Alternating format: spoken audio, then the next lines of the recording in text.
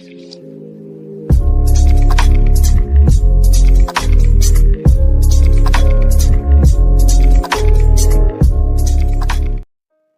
Friends, நீங்கள் பார்க்குறது ஹோனினான் two wheels. இந்த வீடியோவில் பார்த்தீங்கன்னா சில்வர்ஸ்டோனில் நடந்த மோட்டோஜிபியை பற்றி தான் ஃபுல் டீட்டெயிலாக பார்க்க போகிறோம். வாங்க வீடியோக்குள்ளே போகலாம்.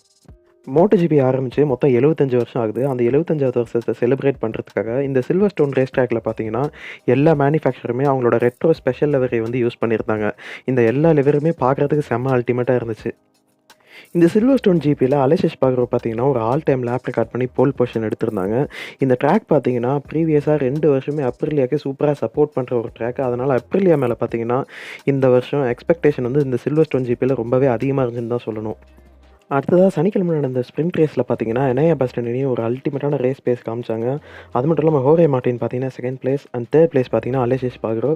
இதில் முக்கியமாக ஃப்ரான்சிஸ்கோ பெக்னாயா பார்த்தீங்கன்னா கிராஷ் ஆகிட்டாங்க. அடுத்ததாக சண்டே நடந்த மெயின் ரேஸ்லையும் பார்த்தீங்கன்னா எனையா பாஸ்டனியோட ரேஸ் பேஸ் செம்ம அல்டிமேட்டாக இருந்துச்சு. அது மட்டும் இல்லாமல் எனையா பாஸ்டனி பார்த்தீங்கன்னா எப்பயுமே ரேஸோட செகண்ட் ஹாஃபில் தான் பயங்கரமாக பெர்ஃபார்ம் பண்ணுவாங்க, ஃபஸ்ட் ஹாஃபில் சுமாராக தான் பெர்ஃபார்ம் பண்ணுவாங்க. ஆனால் இந்த சில்வர்ஸ்டோன் ரேஸ் ட்ராக்கில் பார்த்தீங்கன்னா ரேஸோட ஸ்டார்டிங்லேருந்தே செம்ம அல்டிமேட்டாக பெர்ஃபார்ம் பண்ணி அந்த ரேஸையும் வின் பண்ணியிருக்காங்க.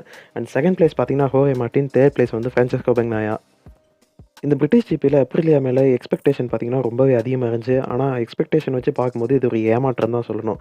ஏன்னா அப்ரிலியா பார்த்தீங்கன்னா இந்த ரேஸை வின் பண்ணுவாங்க அப்படின்னு சொல்லி எல்லாம் எதிர்பார்த்தாங்க. பட் அன்ஃபார்ச்சுனேட்லி அலெக்ஸ் ஸ்பார்கரோ பார்த்தீங்கன்னா 4th பிளேஸில் ஃபினிஷ் பண்ணாங்க.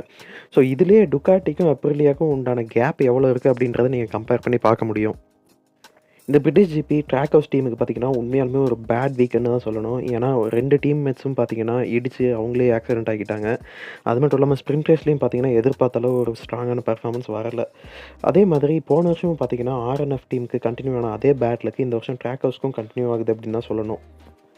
அடுத்த மோட்டோஜிபியோட முக்கியமான ஒரு டாக் பார்த்தீங்கன்னா நாக்ககாமியோட பிளேஸை யார் எடுக்க போகிறா அப்படின்றது தான். இதுக்கு முன்னாடி வரைக்கும் பார்த்தீங்கன்னா அயகோரா தான் அந்த பிளேஸ்க்கு வர போகிறத சொல்லிட்டு இருந்தாங்க. பட் ஆனால் இந்த வருஷம் அயகோரா ஹோண்டாக்கு போக போகிறதில்ல அப்படின்ற மாதிரி ஒரு ரூமர்ஸ் வந்துட்டு இருக்குது. அது மட்டும் இல்லாமல் சோம்கியா சாந்திரா தான் பார்த்தீங்கன்னா டாக்கா நாக்ககாமியோட பிளேஸை வந்து டேக் ஓவர் பண்ண போகிறாங்கன்ற மாதிரி சொல்கிறாங்க. அண்ட் அடுத்ததாக மிகல் ஒலிவேரா பார்த்தீங்கன்னா இதுதான் அப்ரிலியாவுக்கு ஓட்டுறது கடைசி வருஷமாக இருக்க போகுது அப்படின்னு சொல்லியிருக்காங்க. ஸோ மிகல் ஒலிவேரா பார்த்தீங்கன்னா அடுத்த வருஷம் பிரமாக்கு போக போகிற அப்படின்ற ஹிண்ட்டை வந்து கொடுத்துருக்காங்க. ஒருவேளை மிகல் ஒலிவேரா மட்டும் பிரமாக்கு போயிட்டாங்க அப்படின்னா மிகல் ஒலிவேராவோட பிளேஸுக்கு அயகோரா வரப்போகிறதாகவும் நிறைய ரூமர்ஸ் சொல்லியிருக்காங்க. ஆனால் இன்னும் எந்த ஒரு அஃபிஷியல் அனௌன்ஸ்மெண்ட்டும் வரல. இது பார்த்தீங்கன்னா ஜோ ரோபர்ட்ஸோட மோட்டோஜிபி கனவு ஒரு கனவாகவே போக போகுது அப்படின்ற மாதிரி தான் ஒரு சுச்சுவேஷன் கிரியேட் ஆகிட்டு இருக்குது. ஏன்னா ஜோ ரோபர்ட் ஒரு அமெரிக்கன், ட்ராக் ஹவுஸும் பார்த்தீங்கன்னா ஒரு அமெரிக்கன் டீம். ஸோ அமெரிக்கன் டீமும் டைப் ஆகும் அப்படின்னு சொல்லி எல்லாம் எதிர்பார்த்தாங்க. அவங்களுக்கு இது ஒரு பெரிய ஏமாற்றம். இந்த பிரிட்டிஷ் ஜிபிக்கு முன்னாடி 3 வாரம் சம்மர் பிரேக் வந்துச்சு. அந்த சம்மர் பிரேக்கில் பார்த்தீங்கன்னா மற்ற ரைடர்ஸ் மாதிரி பெட்ரோ கோஸ்டா ஹாலிடே என்ஜாய் பண்ணுறதுக்காக போகல. பெட்ரோ கோஸ்டா பார்த்தீங்கன்னா ஆஸ்திரியா KTM ஃபேக்டரிக்கே போயிருக்காங்க. அந்த ஃபேக்டரியில் போய் இந்த பைக்கை யார் மெயினாக டிசைன் பண்ணுறாங்க அப்படின்றத தெரிஞ்சுக்கிறதுக்காகவே போயிருக்காங்க. அது மட்டும் இல்லாமல் ஃபேக்டரிக்குள்ளே என்ன நடக்குது அப்படின்றத தெரிஞ்சுக்கிறதுக்காகவும் போயிருக்காங்க. இதனால் பார்த்தீங்கன்னா பைக்கில் ஏதாவது ஒரு ப்ராப்ளம்னா அதுக்கு யார் ரெஸ்பான்சிபிளோ அவங்கக்கிட்ட டேரெக்டாக கான்டாக்ட் பண்ண முடியும் அப்படின்றதுக்கான ஒரு முயற்சின்னு பெட்ரோ கோஸ்டா சொல்லியிருக்காங்க. இப்போ மோட்டோஜிபியோட டாப் லெவலில் பெட்ரோ கோஸ்டா இருக்காங்க. இந்த ஒரு சுச்சுவேஷனில் இதுக்கு மேலே எக்ஸ்கியூஸ் எதுவும் தேவை கிடையாது, எனக்கு தேவையில்லாம் சொல்யூஷன் மட்டும்தான் அப்படின்னு சொல்லியிருக்காங்க பெட்ரோ கோஸ்டா. ஜாக் மில்லரோட கரண்ட் சுச்சுவேஷன் பார்த்தீங்கன்னா அடுத்த வருஷம் எங்கே போக போகிறோன்னே தெரியாமல் ரொம்ப திருன்னு முழிச்சிட்டு தான் இருக்காங்கன்னு தான் சொல்லணும். ஏன்னா சில்வர்ஸ்டோனில் பேசுகிற எல்லா இன்டர்வியூஸ்லையுமே நான் ஒரு ஜாப்லெஸ்ஸாக இருக்க போகிறேன் அப்படின்ற மாதிரி தான் ஜாக் மில்லர் சொல்லியிருக்காங்க. இது பார்க்குறதுக்கே ரொம்ப வருத்தமாக இருக்குது. ஏன்னா ஜாக் மில்லர் மாதிரி ஒரு இன்ட்ரெஸ்டிங்கான கேரக்டர் மோட்டோஜிபி விட்டு போகிறது எல்லாத்துக்குமே வருத்தமாக தான் இருக்கும்னு நான் நினைக்கிறேன். ஜாக் மில்லருக்கு இதுக்கு மேலே இருக்கிற 2 வாய்ப்பு பார்த்தீங்கன்னா ஒன்று வேர்ல்ட் சூப்பர் பைக்கு போகணும், அப்படி இல்லாட்டி பிரமாக்கு போகணும். பிரமாக் பார்த்தீங்கன்னா இது வரைக்கும் ஜாக் மில்லர் மேலே எந்த இன்ட்ரெஸ்ட்டும் காட்டின மாதிரி எனக்கு தெரியல. ஸோ ஜாக் மில்லர் அடுத்த வருஷம் மோட்டோஜிபியில் இருக்க போகிறாங்களா இல்லையா அப்படின்றது பார்த்தீங்கன்னா ஒரு டவுட்டாக தான் இருக்குது. ஜாக் மில்லரோட ஃபியூச்சரை பற்றி உங்களுக்கு ஏதாவது ஐடியா இருந்துச்சுன்னா கண்டிப்பாக கீழே கமெண்ட்ஸில் எனக்கு சொல்லுங்கள். ஜாக் மில்லரோட நிலைமை என்னவோ அதே தான் கிட்டத்தட்ட அகஸ்டோ ஃபெர்னாண்டஸோட நிலைமையும். ஜாக் மில்லருக்காவது யமஹாக்கு போகிறதுக்கான ஏதோ கொஞ்சம் யோசனை உண்டு, ஆனால் அகஸ்டோ ஃபெர்னாண்டஸ்க்கு அதுவும் கிடையாது. எனக்கு தெரிஞ்ச அகஸ்டோ ஃபெர்னாண்டஸ்க்கு இப்போதைக்கு இருக்க ஒரே ஒரு ஆப்ஷன் பார்த்தீங்கன்னா வேர்ல்ட் சூப்பர் பைக் மட்டும்தான். அதை விட்டால் இப்போ புதுசாக பார்த்தீங்கன்னா யமஹா வந்து அவங்களோட டெஸ்ட் ரைடர் ரோலுக்கு அகஸ்டோ ஃபெர்னாண்டஸ் சைன் பண்ணலான்ட்டு இருக்காங்கன்ற மாதிரி ஒரு ரூமர்ஸ் வந்துட்டு இருக்கு. ஸோ அகஸ்டோ ஃபெர்னாண்டஸ்க்கு யமஹாவோட டெஸ்ட் ரைடர் ஜாப் வந்து சூட்டபுளாக இருக்குமா இல்லை வேர்ல்ட் சூப்பர் பைக் சூட்டபுளாக இருக்குமா, இதை பற்றி உங்களோட ஐடியா என்ன அப்படின்றத கண்டிப்பாக கீழே கமெண்ட்ஸில் சொல்லுங்கள். மோட்டோஜிபியை பொறுத்த வரைக்கும் சேட்டலைட் டீம்லேயே பார்த்தீங்கன்னா 2 வகையான சேட்டலைட் டீம் இருக்குது. ஒன்று பார்த்தீங்கன்னா ப்ரைவேட் டீமு, இன்னொன்று வந்து ஃபேக்ட்ரி சப்போர்ட்டட் சேட்டலைட் டீமு. இந்த ஃபேக்ட்ரி சப்போர்ட்டட் சேட்டலைட் டீம்லாம் பார்த்தீங்கன்னா கிட்டத்தட்ட ஃபேக்ட்ரியாலே ரன் பண்ணக்கூடிய ஒரு சேட்டலைட் டீமு. அந்த டீமில் பார்த்தீங்கன்னா ரைடர்ஸ்லாம் டேரெக்டாக ஃபேக்ட்ரி கூட சைன் ஆகிக்குவாங்க. ரைடர்ஸோட சம்பளம்லாம் டேரெக்டாக ஃபேக்ட்ரி கிட்டேருந்து வரும். அது மட்டும் இல்லாமல் ஃபேக்ட்ரி அப்டேட்ஸ் எல்லாம் உடனுக்குடனே வரும். கிட்டத்தட்ட சொல்லப்போனால் அது ஒரு மினி ஃபேக்ட்ரி டீம்னு சொல்லணும் அந்த சேட்டலைட் டீமை. இதுக்கு முன்னாடி பிரமாக் தான் பார்த்தீங்கன்னா, டுகாட்டியோடைய ஃபேக்டரி சப்போர்ட்டட் சேட்டலைட் டீமா இருந்தாங்க. ஆனா பிரமாக் பார்த்தீங்கன்னா, அடுத்த வருஷம் யமஹாக்கு போறாங்க. ஸோ அந்த பிளேஸ பார்த்தீங்கன்னா, VR46 டீம் வந்து டேக் ஓவர் பண்ணியிருக்காங்க. ஸோ அடுத்த வருஷத்துலேருந்து VR46 டீம் தான் பார்த்தீங்கன்னா, செகண்ட் ஃபேக்டரி டீமா டுகாட்டிக்கு ரன் ஆக போகுது. அது மட்டும் இல்லாம ஃபேபியோ டி ஜான்டோனியோ பார்த்தீங்கன்னா, லேட்டஸ்ட் ஸ்பெக் 2025 மாடல் பைக் வந்து யூஸ் பண்ண போறாங்க. ஆனா ஃபேக்கோ மொபிலிட்டி பார்த்தீங்கன்னா, 2024 மாடல் அதாவது இப்ப யூஸ் பண்ற பைக்கே தான் அடுத்த வருஷமும் பார்த்தீங்கன்னா, யூஸ் பண்ண போறாங்கன்னு டுகாட்டியோடைய பாஸ் பார்த்தீங்கன்னா, ஒரு இன்டர்வியூல சொல்லியிருக்காங்க. ஆனா இதுக்கான அஃபிஷியல் அனௌன்ஸ்மென்ட் எதுவுமே வரல. பிரமாக் டுகாட்டி விட்டுட்டு போறனால 2 ஃபேக்டரி ஸ்பெக் பைக் இருக்கும். அதுல ஒண்ணு VR46க்கும், இன்னொன்னு கிரெசினிக்கு போகும் அப்படின்னு சொல்லி தான் எல்லாம் எதிர்பார்த்தாங்க. ஆனா அதுலயும் பார்த்தீங்கன்னா, டுகாட்டி கைய வச்சுட்டாங்க. 2 பைக்லேருந்து 1 பைக்கா கம்மி பண்ணி, அந்த 1 பைக்கையும் பார்த்தீங்கன்னா, VR46 மட்டும் குடுத்துட்டாங்க. இந்த ஒரு முடிவுனால கிரெசினி பார்த்தீங்கன்னா, டுகாட்டி மேல கொஞ்சம் டிசப்பாயின்ட்மென்ட்டா இருக்கேன் அப்படின்னு சொல்லியிருக்காங்க. ஃபியூச்சர்ல என்ன நடக்கும் அப்படின்னு யாருக்குமே தெரியாது. மேபி ஃபியூச்சர்ல புதுசா ஒரு பிராண்ட் MotoGPக்குள்ள வந்தா, அந்த டீமுக்கு கிரெசினி சேட்டலைட் டீமா போறதுக்கு கூட வாய்ப்பு இருக்கு. இதில இன்னொரு முக்கியமான பிரச்சனை யாருன்னு கேட்டீங்கன்னா, வேற யாரும் கிடையாது. ஃபெர்மின் அல்டிகர் தான்.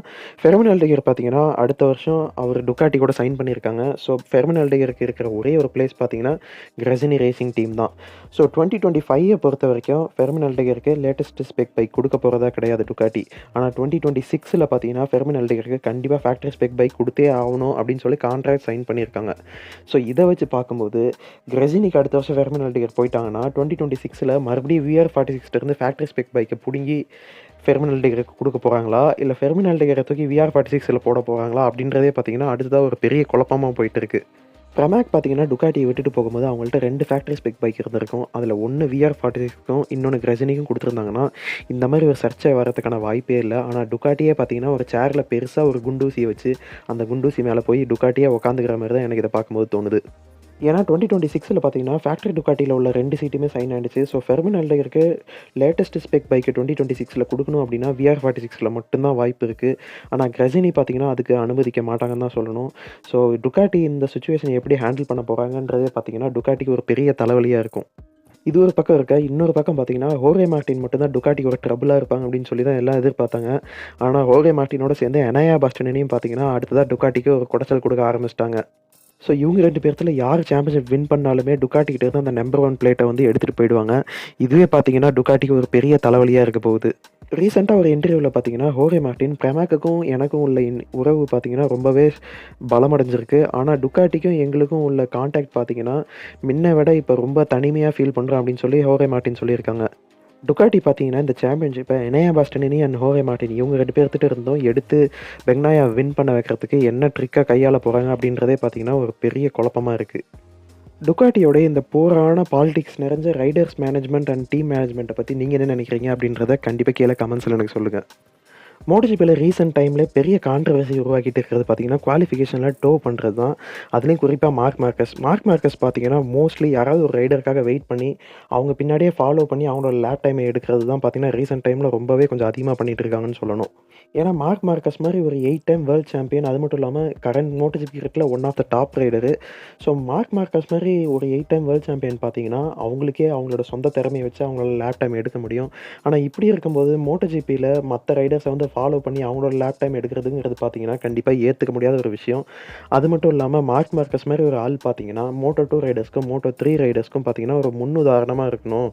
இந்த மாரி இருக்கும்போது மார்க் மார்கஸே பார்த்தீங்கன்னா ஃபாலோ பண்ணாங்கன்னா, அப்ப Moto2, Moto3 ரைடர்ஸும் அதே வழிய தான் ஃபாலோ பண்ணுவாங்க. அப்படின்ற மாரி ஃபிரான்சிஸ்கோ பெக்னாயா பார்த்தீங்கன்னா, ஓப்பன் ஸ்டேட்மெண்ட்டாவே சொல்லியிருக்காங்க. இது பார்த்தீங்கன்னா, கம்ப்ளீட்டா ஏத்துக்கக்கூடிய ஒரு உண்ம தான். மார்க் மார்கஸ் மாரி ஒரு டாப் லெவல் ரைடர் பார்த்தீங்கன்னா, Moto3 ரைடர்ஸ்க்கும், Moto2 ரைடர்ஸ்க்கும் இன்ஸ்பிரேஷனா தான் இருக்கணும். அவங்கள வந்து பேடா இன்ஃப்ளூயன்ஸ் பண்ணிடக்கூடாது. ஏன்னா, இந்த மாரி டோவிங் அண்ட் மைண்ட் கேம் இது எங்க போய் முடியும் அப்படின்றதுக்கு ஒரு சிறந்த உதாரணமே பார்த்தீங்கன்னா, போன வருஷம் கட்டார்ல நடந்த Moto3 ரேஸ் தான். அதுல பார்த்தீங்கன்னா, ஜமு மசியா, அயமு சசாகி அண்ட் அட்ரின் பெர்னாண்டஸ் இவங்க 3 பேத்துக்குள்ள என்ன நடந்துச்சு அப்படின்றத கொஞ்சம் தெளிவா பார்த்தவங்களுக்கு, இந்த மைண்ட் கேம் எவ்வளோ மோசமா போய் முடியும் அப்படின்றது நல்லாவே தெரியும். அண்ட் இந்த வீடியோ அவ்வளோதான் நண்பர்களே. இந்த சில்வர் ஸ்டோன்ல என்னுடைய ஃபேவரட் பெர்ஃபார்மன்ஸ் பார்த்தீங்கன்னா, கண்டிப்பா எனயா பாஸ்டினி தான். உங்களோட ஃபேவரட் பெர்ஃபார்மன்ஸ் யாரு அப்படின்றத கண்டிப்பா கீழ கமெண்ட்ஸ்ல எனக்கு சொல்லுங்க. அண்ட் இந்த மாரி வீடியோ உங்களுக்கு பிடிச்சிருந்துச்சுனா லைக் பண்ணுங்க. உங்க ஃப்ரெண்ட்ஸ் அண்ட் ஃபேமிலிக்கு யாருக்காவது MotoGP பிடிக்கும்னா, அவங்களுக்கு இந்த வீடியோ ஷேர் பண்ணுங்க. மறுபடியும் வேற ஒரு நல்ல MotoGP வீடியோட உங்கள வந்து நான் சந்திக்கிறேன். தேங்க்ஸ் ஃபார் வாட்சிங் this video. Sea you next video. Bye.